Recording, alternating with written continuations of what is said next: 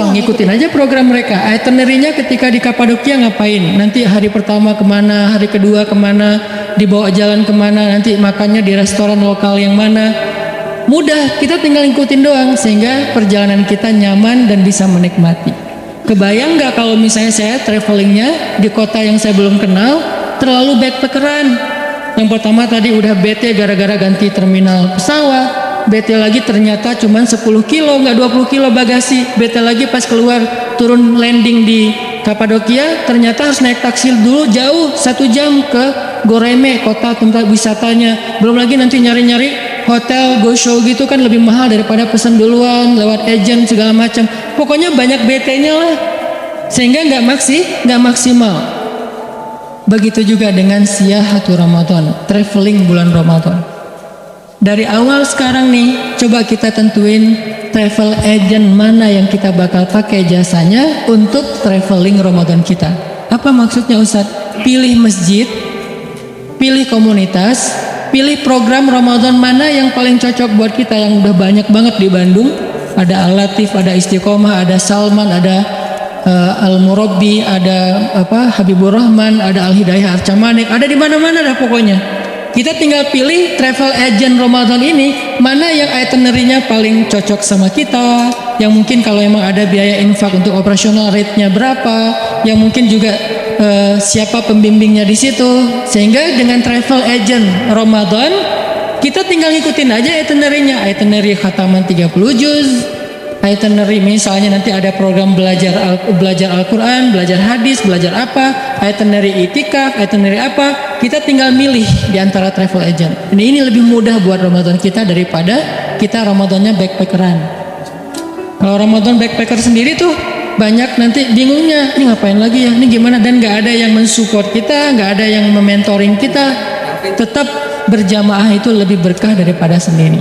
Ini nih analogi dengan poin pertama, bahwa siyahah orang yang beriman itu, travelingnya orang beriman itu adalah Ramadan. Pilih travel agent kita, mau masjid yang mana, atau kita bisa mix beberapa travel agent. 10 pertama misalnya di masjid A, 10 kedua di masjid B, 10 ketiga di masjid C yang paling nyaman, atau ganti-gantian masjidnya. Yang penting kita ikuti program yang sudah dibuat oleh masing-masing lembaga itu, masjid itu atau komunitas itu. Insya Allah ini akan lebih maksimal. Biarkan kita mengikuti program yang sudah dibuat, kecuali kita emang udah pro banget dalam traveling ya, memang anak traveler banget, sehingga kita bisa bikin program sendiri. Dan selain program yang udah dibikin sama travel agent Ramadan itu, kan masih ada banyak free time ya, yang kita bisa memprogram diri sendiri. Kayak misalnya program dari masjid tertentu, pagi kita tilawah bareng-bareng, nanti kan siang masih free time sampai sore. Nanti sore ada kajian hadis menjelang berbuka, membaca hadis-hadis keutamaan Ramadan, puasa, tahajud segala macam. Dan itu kan kita kalau ngelakuin sendiri agak-agak boring kan, agak-agak garing krik-krik gitu kan. Tapi berhubung ngelakuinnya bareng dengan yang lain di sebuah grup, jadi bisa saling mentertawakan. Kayak orang lagi umroh tuh ngetawain temennya yang tadi tawaf berapa kali, yang tadi mau cium hajar aswad terus nggak jadi karena kebanting ke belakang, yang ngetawain temennya apa, yang cerita, banyak cerita kan kalau lagi satu grup. Tapi kalau sendiri agak sedikit garing sih, walaupun ini perjalanannya perjalanan spiritual. Jadi berjamaah lah, carilah sebuah program, sebuah komunitas masjid yang kita bergabung di dalamnya, walaupun nggak full 30 atau 29 hari. Ini poin pertama teman-teman, untuk memaksimalkan traveling Ramadan kita. Kedua, kalau di umroh haji itu ada istilah manasik ya. Jadi sebelum orang berangkat ke sana, di sini ada Ustadz Luman yang lebih pro dari saya nih dalam bab umroh. Punten Ustadz. Kalau mau berangkat umroh itu kan suka ada manasik. Kadang-kadang sekali, 2 kali, kalau haji bahkan beberapa kali secara reguler. Apa fungsi manasik? Supaya kita belajar tentang fikih ibadah selama kita berada di umroh. Dan ternyata manasik ini walaupun istilahnya identik dengan umroh dan haji, tapi juga berlaku dalam puasa Ramadan. Kita perlu belajar dulu nih. Jangan-jangan apa yang pernah kita baca tahun lalu udah lupa. Kayak misalnya kalau udah yang standar lah ya, kalau udah witir pas tarawih masih boleh witir lagi nggak Ustadz? Standar kan? Ini setiap tahun dijawab, tapi setiap tahun ditanya gitu. Ustadz, imsak itu yang mana? Pas bunyi telolet atau pas azan? Nah ini dari tanya terus setiap tahun udah ada jawabannya. Terus Ustadz, kalau misalnya kita, maaf buat yang udah nikah, yang jomblo tutup telinga dulu. Buat yang udah nikah, kalau ciuman di siang hari batal puasa enggak? Saya bilang ciumannya gimana? Coba diperjelas, ada videonya enggak? Modusnya. Ternyata udah pernah ditanya juga oleh sahabat kepada Nabi, gimana kalau misalnya kita azan subuh, artinya udah lewat waktu imsak, tapi kita masih belum mandi besar, masih junub, apakah puasa kita sah? Pertanyaan-pertanyaan yang lebih kepada tutorial puasa, tutorial Ramadan atau teknis. Nah ini kita coba manasik diri kita dengan belajar lagi, buka lagi bukunya, YouTubean lagi, Google lagi, cari lagi di beberapa referensi. Supaya apa? Supaya pas kita jalan, kita tuh nggak terlalu polos, kita tuh nggak terlalu blank gitu. Kayak orang umroh tadi, dia tahu, oh tawaf itu 7 kali, jangan mentang-mentang semangat jadi 10 kali gitu atau 1000 kali, nggak ada juga sih. Atau tawafnya tuh ada yang tawafnya pakai roda tuh kan ya, wheelchair gitu kan ya, gua pakai skateboard aja dah tawaf sih, ngeboseh gitu kan. Wis pakai ngetrik oli lagi di depan sana. Dipanggil-panggil sama askar. Kenapa? Karena kita nggak baca tutorialnya dulu. Sama kayak cewek-cewek yang mau berhijab kan biasanya baca tutorial hijab kayak gimana, atau lihat di YouTube. Oh hijab yang kayak gini bagus tuh, yang sebelahnya dikasih kayak bunga mawar gitu, sebelahnya bunga kaktus gitu, ada 2 model bunga gitu kan. Oh ternyata begini cara pakai jilbab yang kekinian, yang lagi ala-ala apa gitu. Nah ini semuanya butuh baca tutorial, dan kita bekali diri kita biar nggak terlalu awam. Sehingga nanti kayak misalnya apakah batal puasa kalau kita membersihkan mulut kita dengan pasta gigi, atau cukup dengan air aja? Tapi kalau airnya kebanyakan ketelan gimana? Pas lagi wudhu kumur-kumur ketelan dikit sih, dan rasanya segar gitu, gimana gitu? Nggak sengaja sih Ustadz, cuman sering gitu. Itu gimana hukumnya? Nah kayak gini-gini cari aja, jangan tanya saya ya. Coba cari, kita googling bareng-bareng. Nanti insya Allah juga akan ada kajian-kajian yang banyak. Sebagiannya akan dibahas oleh para ustadz. Intinya bekali diri kita. Sama kayak kita misalnya mau traveling ke satu daerah, cari tahu dulu tentang daerah itu kan. Kayak misalnya kita mau kemana gitu, mau ke Jepang, mau ke New Zealand, kita udah baca di sana tuh ada objek wisata apa aja sih, ada spot apa aja sih yang seru, yang bisa bikin perjalanannya lebih berkualitas. Oh nanti datang ke museum, oh nanti yang museum tuh jaraknya sekian. Kita baca itinerary-nya, ini apa sih? Kayak misalnya kita ke Yordania kan ada Petra atau ada apa gitu. Oh ternyata ada sejarahnya. Jadi kalau kita udah baca dulu culture-nya, sejarahnya, apa tentang kota yang kita bakal datengin, pas kita sampai di sana tuh kan lebih kerasa kan, lebih menjiwai, soalnya kita udah baca tentang kota itu. Kayak orang dari dulu tuh ambisinya pengen ke Korea banget. Dia udah sering nonton drakor, udah sering K-pop, udah sering cari tahu gosip-gosip Korea apa gimana gitu. Terus yang cewek-cewek Korea yang udah muslim berhijab siapa aja di follow gitu kan ya, di stalking. Udah nikah belum ya? Oh ternyata belum. Mudah-mudahan saya first like terus. Padahal biasa aja sih buat dia. Nah ini kan kenapa pengen ke Korea? Karena terobsesi oleh film-film drama Korea. Kenapa orang pengen ke Belitung? Gara-gara Laskar Pelangi. Kenapa dulu orang pengen ke Mesir? Gara-gara ayat-ayat cinta. Sebelum ayat-ayat cinta, Mesir nggak terlalu jadi favorit, kecuali buat orang yang memang pengen belajar sejarah. Setelah ayat-ayat cinta, gimana yang Mesir, pada berbondong-bondong ke Mesir. Habis Laskar Pelangi pengen berbondong-bondong ke Belitung. Habis apa lagi nanti kayak 99 Cahaya Eropa, pengen kemana di Eropa teh. Habis film apa gitu Muhammad Al-Fatih pengen ke Turki. Habis ini pengen kemana? Kenapa kita jadi terobsesi, jadi pengen banget ke sana? Gara-gara udah dimanasik dengan info atau film atau ilustrasi tentang sesuatu yang kita bakal datengin. Gitu juga dengan Ramadan. Kalau kita udah kenal banget dengan Ramadan, fadail, keutamaan. Apa sih hal-hal yang seru di bulan Ramadan? Apa sih serunya tahajud di bulan Ramadan? Apa sih serunya tarawih di bulan Ramadan? Apa sih serunya tilawah di bulan Ramadan? Apa sih serunya berbuka puasa dan ngasih orang makanan berbuka di bulan Ramadan? Serunya apa? Kita cari tahu. Makin kita tahu, makin kita terobsesi pengen memaksimalkan perjalanan itu. Makin kita cari tahu, kita makin semangat. Dan ini hal yang sangat wajar. Sama kayak Disneyland gitu di beberapa negeri kan, di Jepang, di mungkin nggak tahu di Singapura ada apa enggak, kayak di Hong Kong. Kenapa orang datang ke sana terutama yang bawa anak kecil? Karena anaknya itu udah sering nonton film-film animasi tentang Disney gitu kan. Jadi dia pengen lihat tokoh-tokoh yang selama ini dia lihat di layar laptopnya atau di layar TV-nya. Ini keobsesi. Begitu juga tentang Ramadan. Coba bekali diri kita. Ternyata salah satu yang paling populer nih, bulan Ramadan itu bulan yang di dalamnya Allah turunkan Al-Quran.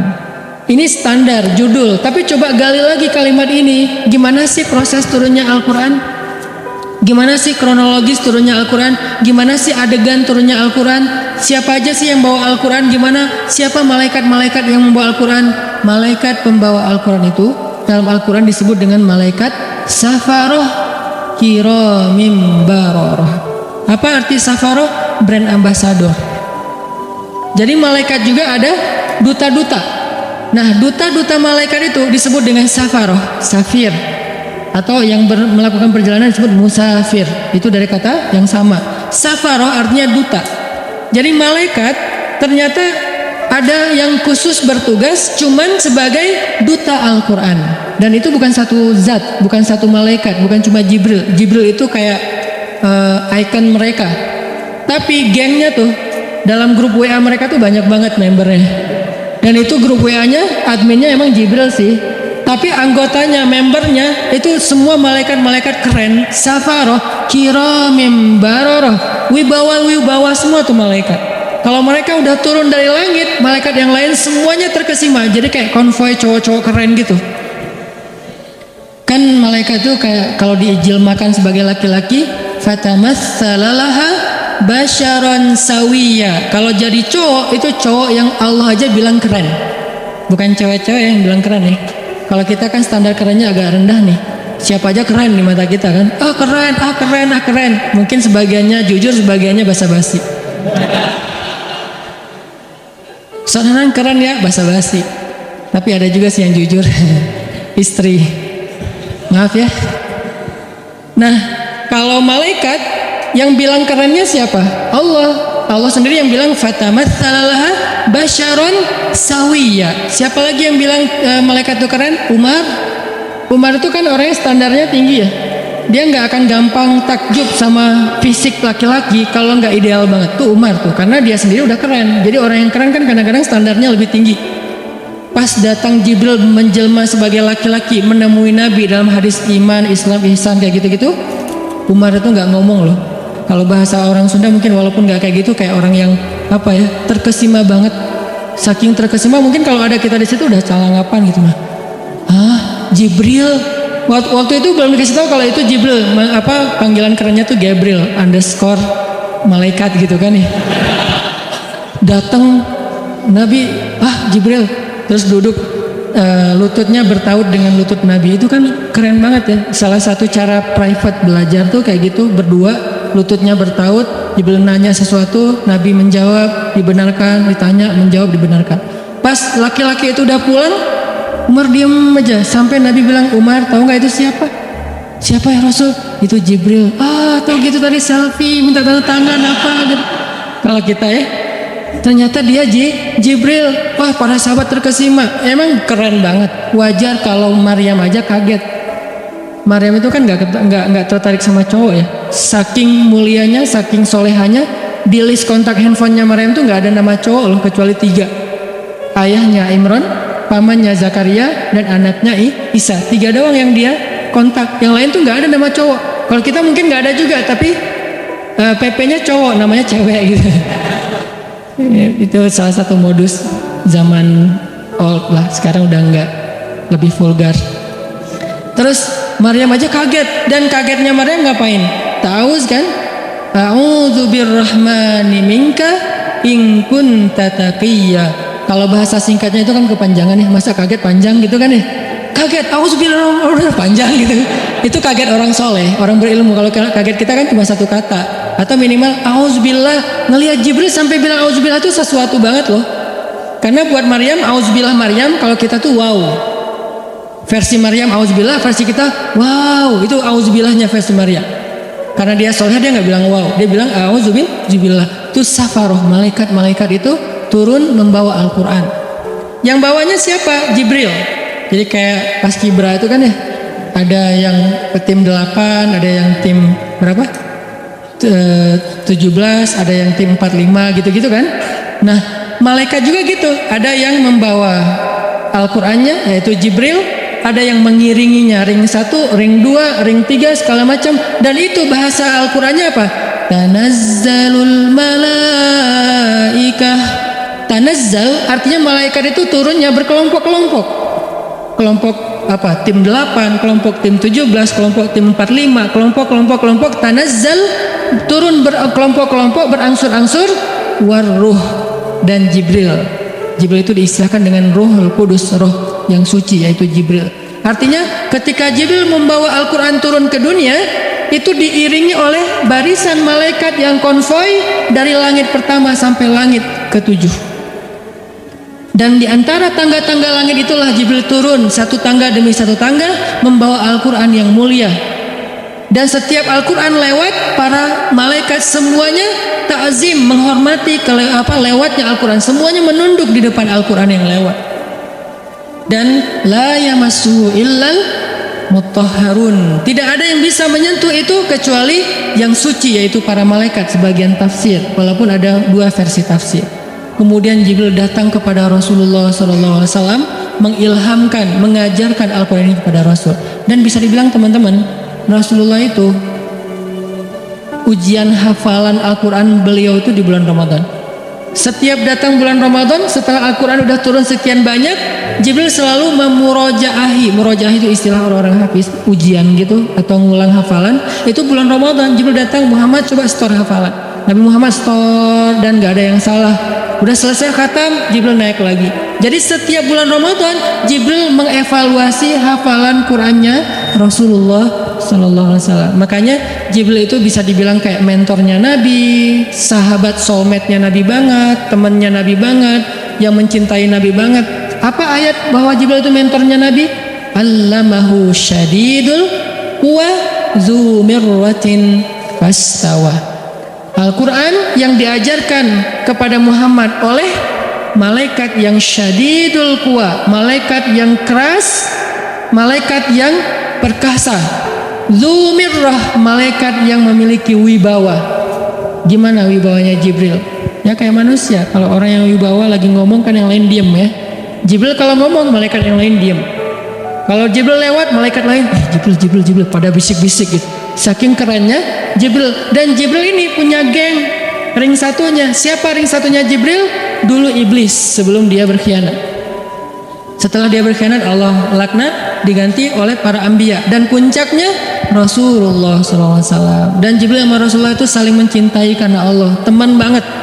Kalau kemana-mana berdua, kalau bahasa kita ngopi bareng, nongkrong bareng, jalan bareng gitu kan. Pernah suatu saat Jibril lama nggak turun-turun. Nabi kangen banget kepada Jibril. Kemana ya Jibril kok nggak turun? Lihat ke langit. Jibril juga di langit lihat ke bumi. Gimana ya kok nggak bisa turun? Sama-sama kangen tapi nggak bisa ketemu. Jibril kangen Nabi, Nabi kangen Jibril tapi nggak bisa ketemu. Setelah sekian lama Jibril baru turun. Nabi nanya, ya Jibril kemana aja kok nggak datang-datang? Saya kangen gitu. Kata Jibril membacakan ayat. Jadi jawaban Jibril itu ayat Al-Quran. Berarti Allah udah ngasih jawaban sebelum Nabi bertanya. Apa ayatnya? Di surat Maryam. Wa ma natanazzalu illa bi amri rabbik. Kami tidak turun wahai Muhammad, para malaikat, kecuali karena perintah Allah. Walaupun kangen, Jibril emosional. Dia kadang marah, dia kadang suka, dia kadang sedih, dia kadang nggak tega. Kapan Jibril nggak tega? Ketika Nabi dicabut nyawanya, sakaratul maut, dan Jibril berada di sisinya Rasulullah. Jibril memalingkan wajahnya, tidak melihat ke arah Rasulullah. Rasulullah bertanya, Jibril, bencikah engkau melihat wajahku saat ini ya Jibril? Aku lagi jelek ya, kalau bahasa kita gitu. Kata Jibril, ya Rasulullah, saya nggak tega melihat wajah Rasul ketika kesakitan. Saking sayangnya Jibril kepada Rasulullah. Jadi malaikat itu bukan plain kayak robot gitu, nggak ada emosional. Ada emosionalnya, cuman emosional malaikat juga karena Allah.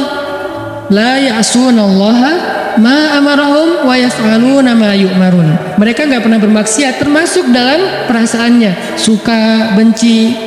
Bahkan kadang-kadang malaikat juga saking semangatnya bekerja sampai debat ikhtilaf di antara malaikat. Malaikat juga ada mazhab-mazhab.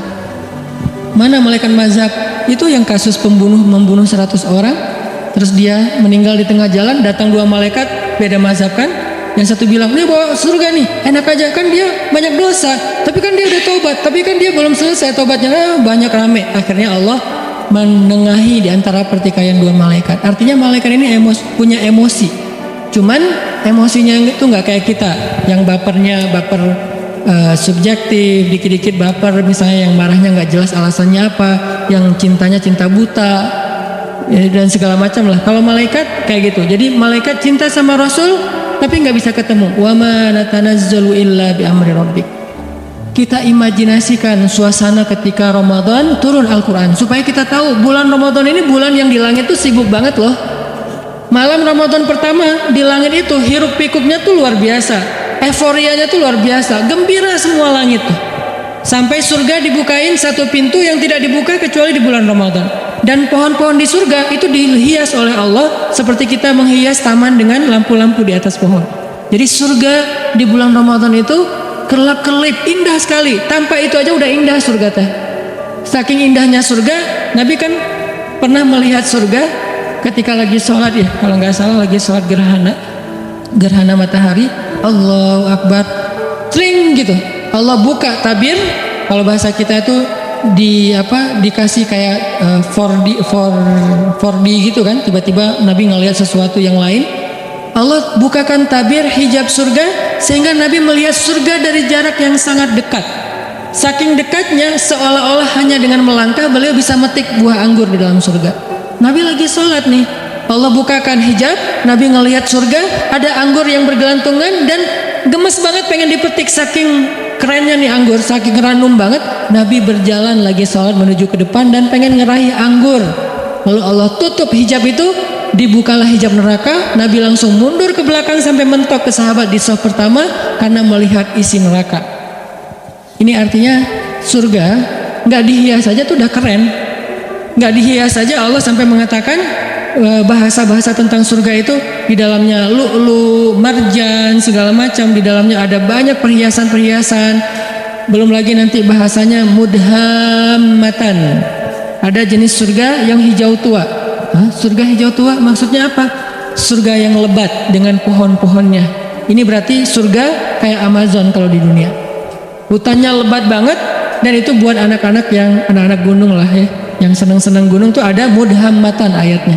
Saya lagi nyari-nyari surga yang ada ombaknya yang mana gitu. Yang ada mudham. Kenapa surga identik dengan gunung, kebun, rumah, pasangan? Yang pasti pasangan itu yang penting sih. Karena ada kebun, gunung segala macam sendiri agak-agak garing juga ya. Dan insya Allah di surga itu nggak ada jomblo, tetap hashtag mudhammatan. Jadi anak-anak Wanadri ini coba baca Ar-Rahman dan coba bedah lagi ayat mudhammatan. Surganya hijau tua. Kenapa hijau tua? Saking lebatnya hutan di dalam surga. Kayak gimana jenis pohon di dalam surga? Satu pohonnya kita berjalan di bawahnya 100 tahun itu belum keluar dari naungan dahan-dahannya.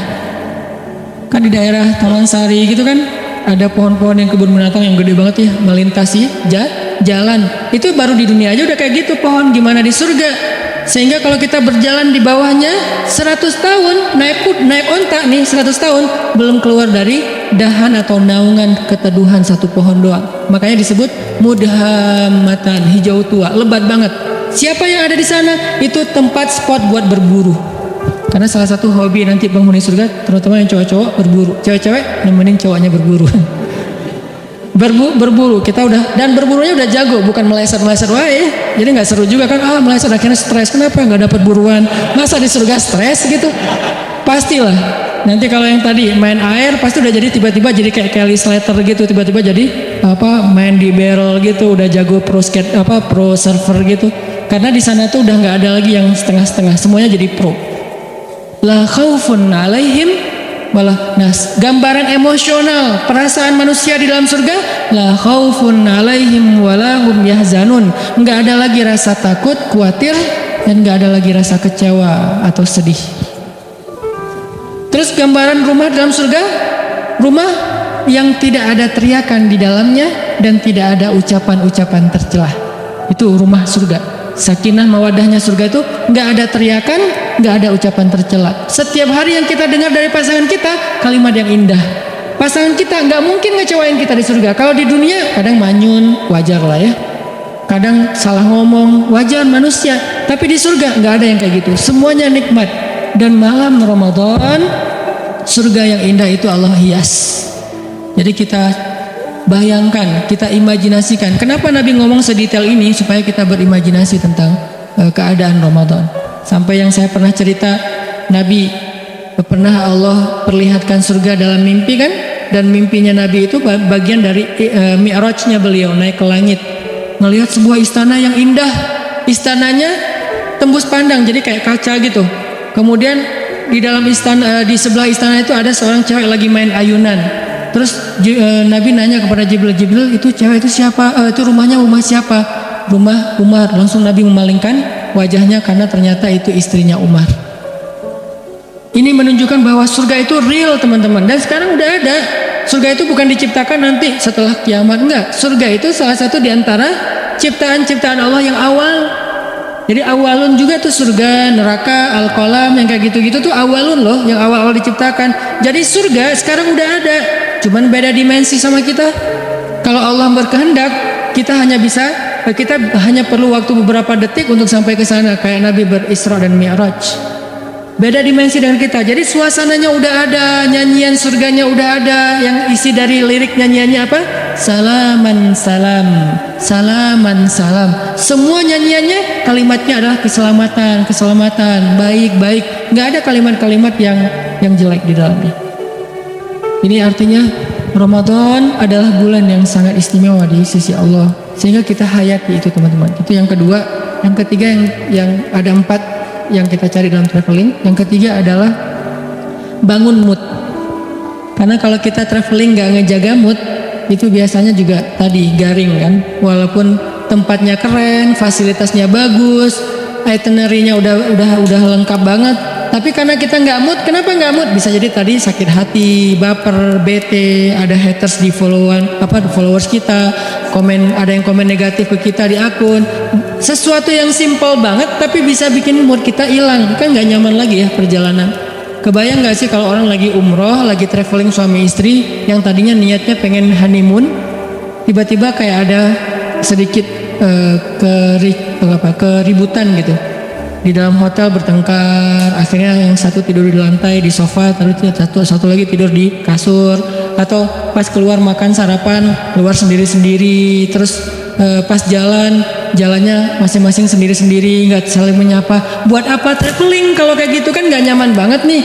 Kenapa bisa jadi gini? Karena moodnya hilang. Nggak sedikit loh orang yang berangkat umroh sampai di sana malah diam-diaman.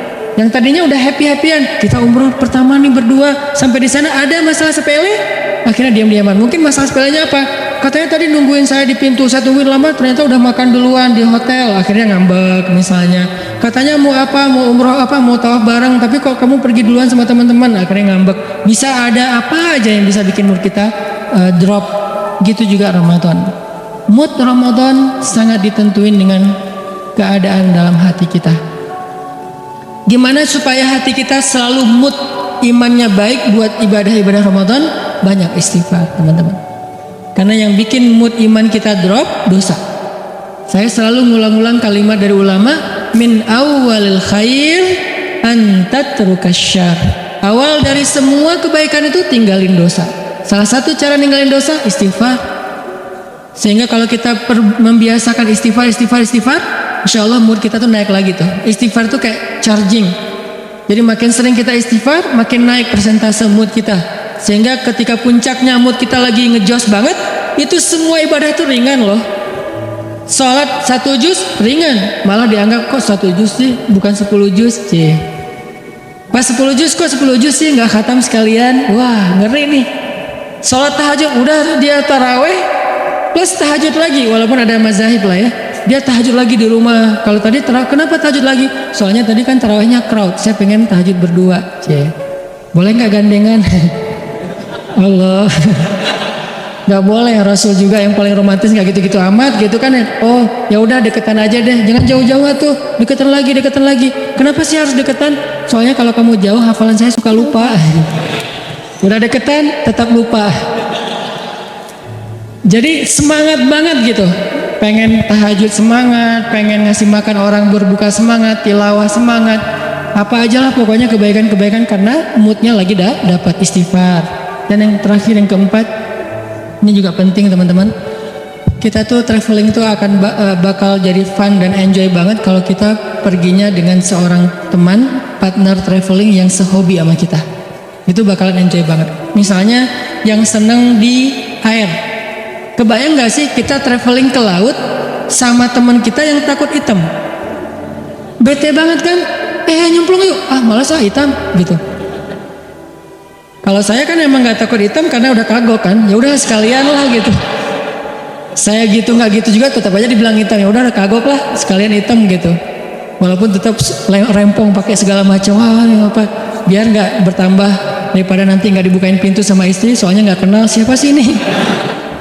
Kebayang kita lagi senang-senangnya main air, pergi ke wisatanya ke laut, tapi teman kita takut hitam atau teman kita nggak senang air, dia duduk aja di warung minum es kelapa muda, makan ikan segala macam. Kita sendiri yang garing, karena saya pernah traveling di sebuah tempat, saya udah nyemplung, snorkeling gitu, free dive nggak jelas gitu. Kenapa nggak jelas free dive tapi cuma setengah meter gitu, free dive gitu, karena khawatir kalau yang jurang-jurang di dalam laut. Pokoknya lagi free dive gitu, teman-teman pada selfiean gitu. Seru loh, ini banyak ikan hias, banyak terumbu karang. Oh iya Ustaz bagus tuh, tampil selfie. Cuman 15 menit saya langsung naik lagi ke boat. Kenapa? Gak seru, garing banget. Masa saya mau jadi sendiri doang di situ di laut, yang lain pada di atas kapal. Ini karena gak dapat partner yang sehobi. Sama kayak kita yang senang gunung, ngajak orang yang malas banget ke gunung, kedinginan, banyak nyamuk, belum lagi nanti jurik segala macam, khawatir.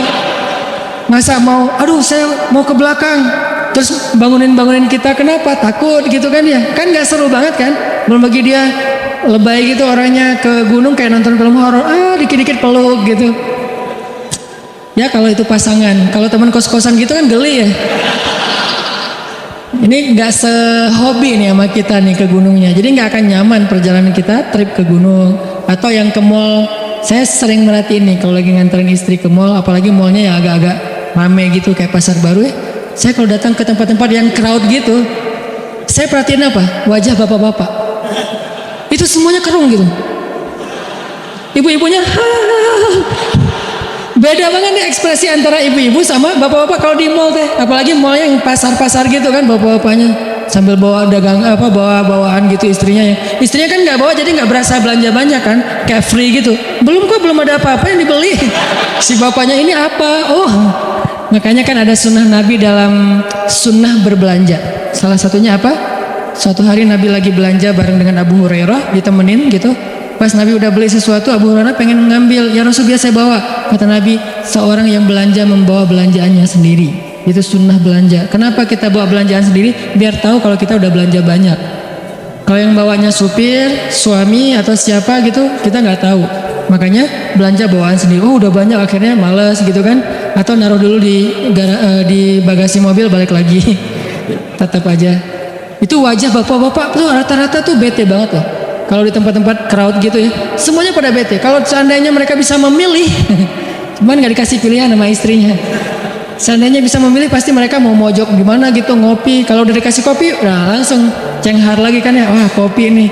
Makanya kalau partner traveling kita nggak sehobi, itu nggak bakalan enjoy. Pasti nggak nyaman banget. Sebentar udah langsung pengen cus. Kenapa? Udah kelihatan ada wajah-wajah bete nih. Mudah-mudahan kita cari partner Ramadan kita. Siapa? Yang rajin tilawah. Almar'u ala dini khalilih. Seseorang itu tergantung siapa teman dekatnya. Jadi kalau partner traveling Ramadan kita senang tilawah, kita ke bawah. Senang tahajud, kita ke bawah. Senang sedekah, kita ke bawah. Senang kebaikan-kebaikan, kita ke bawah. Cari partner traveling yang bisa bikin Ramadan kita lebih semangat, lebih lebih nyaman gitu. Dan mudah-mudahan di akhir Ramadan nanti ada satu kesempatan 10 malam terakhir. Itu kalau saya analogiin dengan traveling teman-teman. Biasanya pas kita traveling kalau dengan pasangan tuh selalu hari terakhir itu kita nggak barengan. Hari pertama barengan, kedua barengan, terus aja barengan, pegangan tangan kemana-mana nggak bisa lepas gitu. Giliran hari terakhir pasti nggak barengan. Kenapa? Karena masing-masing ngejar target, nyari oleh-oleh yang belum dapat. Si ibunya nyari oleh-oleh buat teman-temannya, si yang cowoknya juga nyari oleh-oleh buat teman-temannya. Jadi semuanya mencar. Hari terakhir biasanya mencar tuh, masing-masing rampung sendiri-sendiri. Udah kita nanti ketemuan di sini ya, meeting pointnya. Udah jalan sendiri-sendiri. Itu analogi sederhana berlaku juga di Ramadan. Hari terakhir yang tadinya kita barengan, berbuka puasa bareng, malam tahajud bareng. Begitu masuk asyarah min awakhir Ramadan, 10 terakhir bulan Ramadan, kayaknya kita harus berlakukan SOP traveling. Gak apa-apa deh, kali ini kita agak sendiri-sendiri. Itikaf sendiri-sendiri, maksudnya satu masjid tapi kan beda. Masa mau itikaf di sini mesra-mesraan kan agak aneh ya. Boleh sih mesra-mesraan, gimana? Nyisir rambut. Misalnya, mah bawa sisir nggak? Kenapa? Sunnah mah. Kan Aisyah nyisir rambut Nabi ketika lagi. Papa kan nggak punya rambut. Oh ya. Soalnya banyak mikir gitu. Jadi udah mulai sendiri-sendiri, udah nggak buka puasa bareng lagi karena sibuk dengan itikaf, masing-masing ngejar malam Lailatul Qadar. Dan itu penting banget, insya Allah nanti di malam-malam berikutnya akan dibahas. Mudah-mudahan tahun ini kita memperoleh Lailatul Qadar, dan seandainya tahun ini adalah Ramadan terakhir kita, ya Allah jadikanlah Ramadan ini sebagai penggugur semua dosa-dosa kami. Jadikanlah Ramadan ini sebagai jalan buat kami ke surgamu ya Allah, dan jadikanlah Ramadan ini adalah Ramadan terbaik dalam hidup kami. Semoga Allah memberkahi bulan Ramadan kita. Kullu am wa antum bi khair. Ramadan karim. Billahi taufiq wal hidayah. Wassalamualaikum warahmatullahi wabarakatuh.